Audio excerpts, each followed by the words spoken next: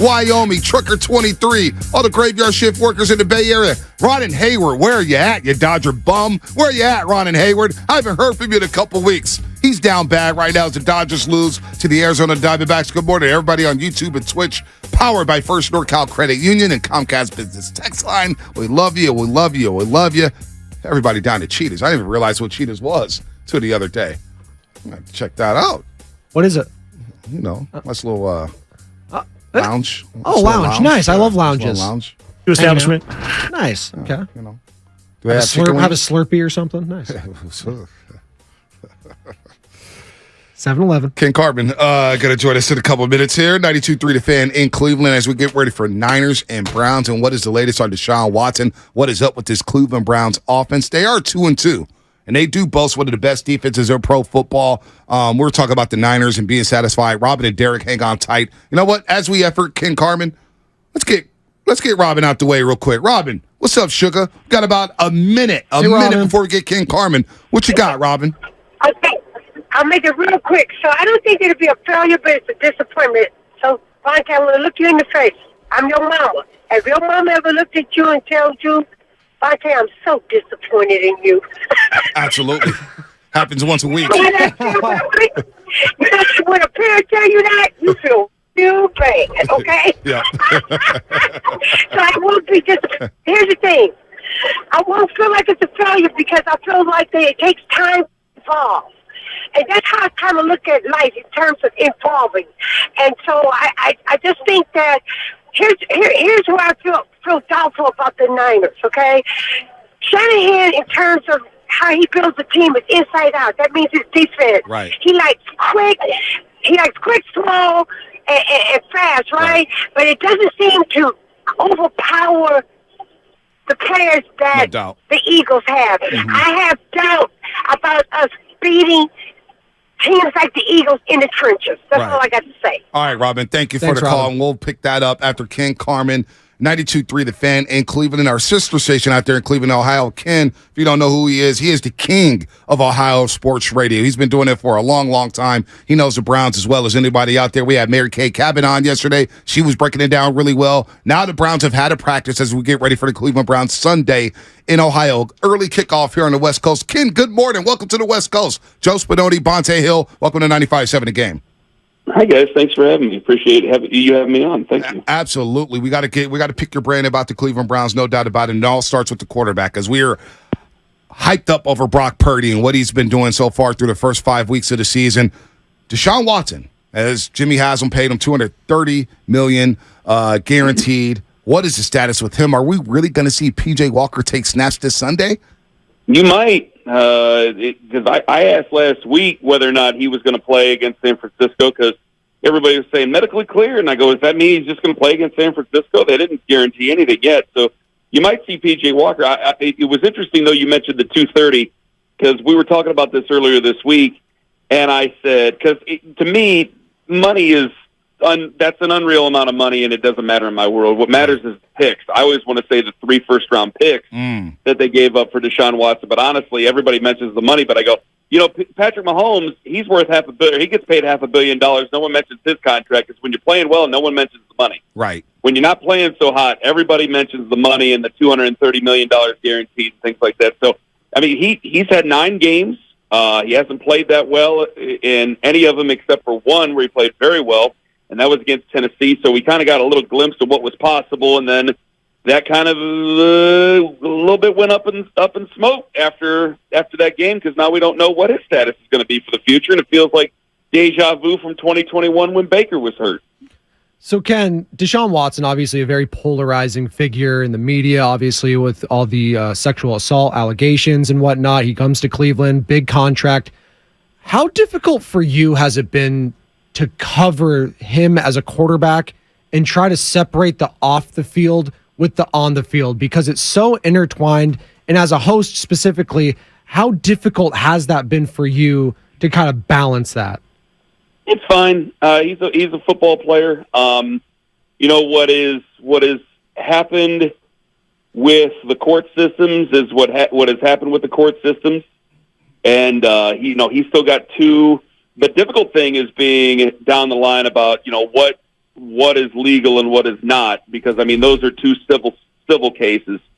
So you got to be careful what you say, what you say that he either did or didn't do or anything like that. So that's been the only difficult part about it. The other parts about it is that there's fans who obviously don't like him, and there's fans that like the quarterback previous, so they have feelings about that. But ultimately, players are. No matter if we all want them to be good guys, it's easier that they're good guys. But ultimately, they are players. They are characters in our play for the vessel for our own entertainment. And it's become more and more like that with professional sports over the last 20 to 30 years now. So it isn't as difficult as any of us really thought it was going to be.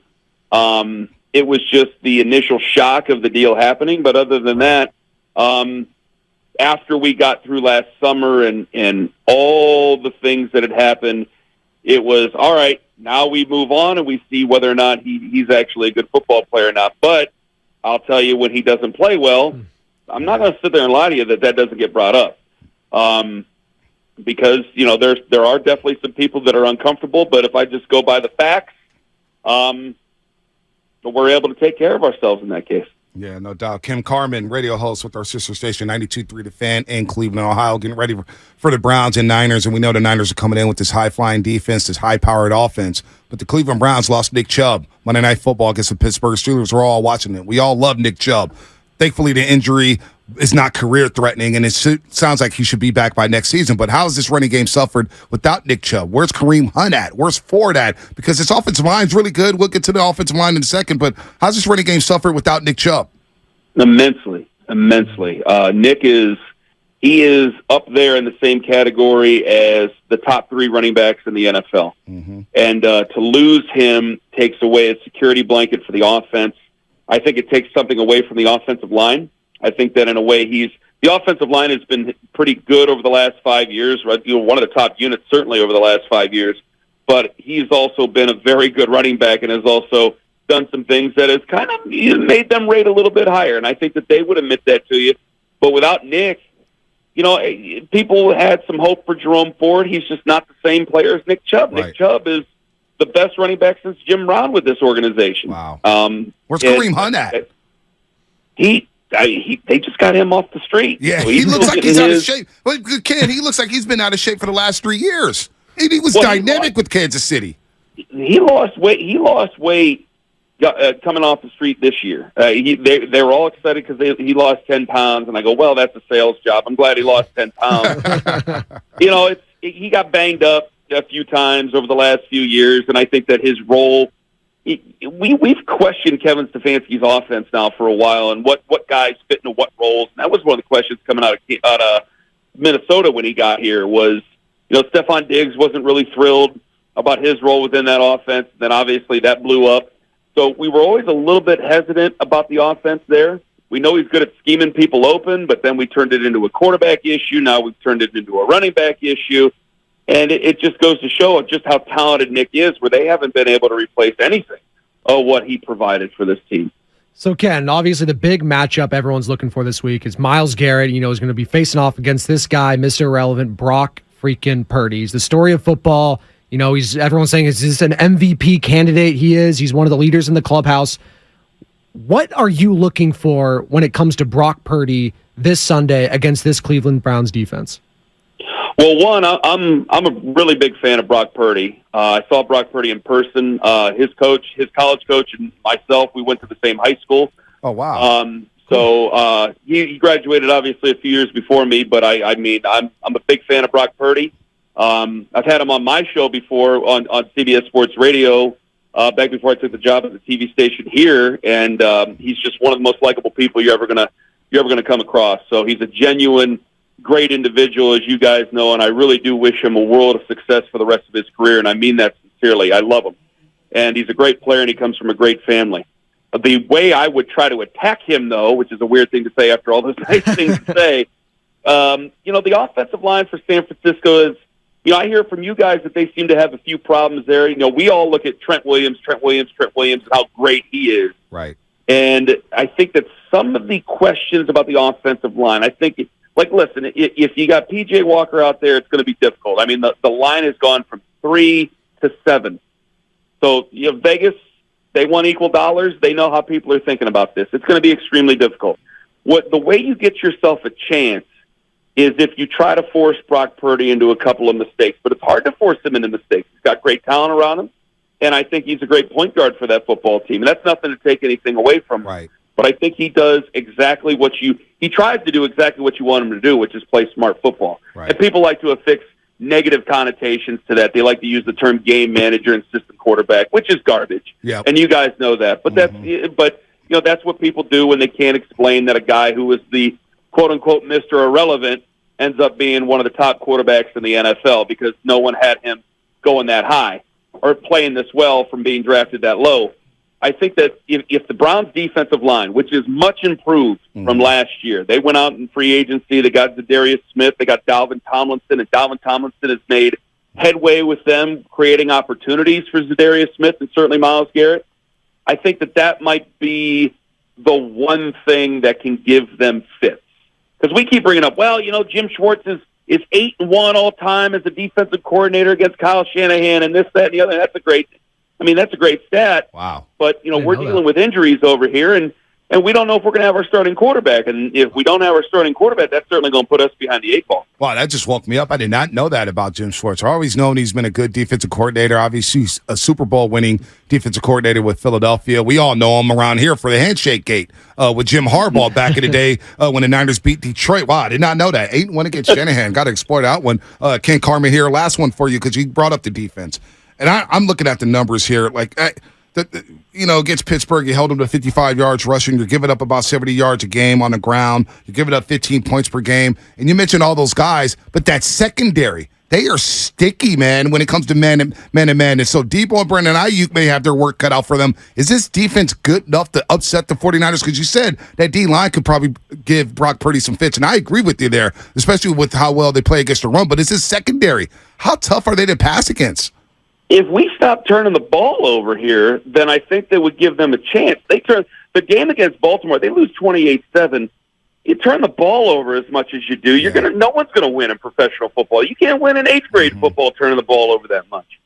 So they got a bunch of turnovers already.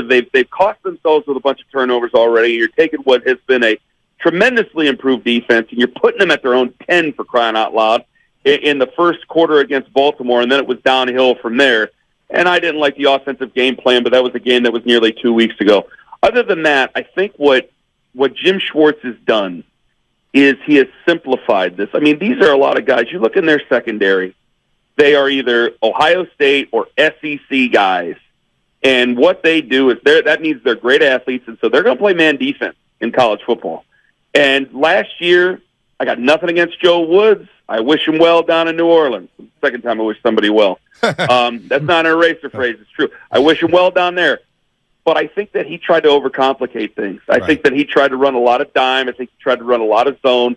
And also there were guys in that secondary who are no longer there that were trying to play hero ball and trying to get themselves paid, and they were jumping to routes that they should not have been jumping to. I'll be flat out honest with you about that. And I think now with Jim, he's a smart coach, but he's also made it understandable for them. He's coached to the personnel he has. He's got fast man guys who can get to the spot, who can cover these men. That's what we're going to work with. Let's put them in a position to succeed.